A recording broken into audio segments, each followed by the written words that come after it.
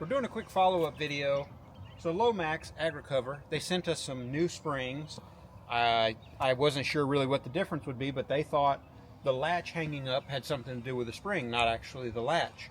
So this is the old spring, and there is a difference.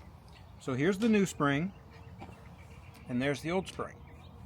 And you can see that the new spring kind of tapers down, whereas the old spring didn't. The old spring is consistently the same diameter, top to bottom, whereas this one has a taper on both ends. So let's take a look at how you get that thing out.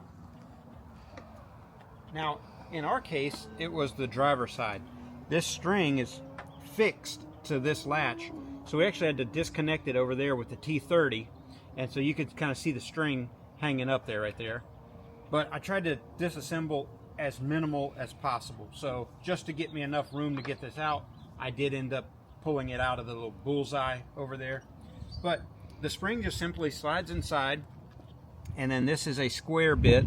I guess you could probably get it with a Phillips if you had to, but I've got square bits, so that's what I did. So this little guy is plugged in here, and then that's what keeps it, that's like the retainer for it. You take all that out, slide the latch out, and then slide the spring out. So we'll pop the new spring in and see how it does. We got our new springs in. I'm just going to give you a couple pointers here. All right, we've already talked about the T30. I'll show you. Everything working great now with the new style springs.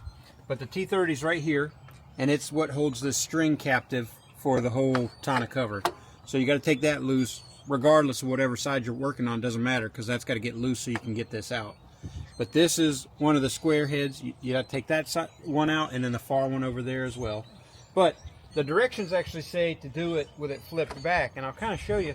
It's a little hard. I used a step stool, just kind of give me a little bit of a rise to work on. But with that in there, you just don't have much room for your hand, and it's kind of chilly out here today, so kind of bashing up my knuckles.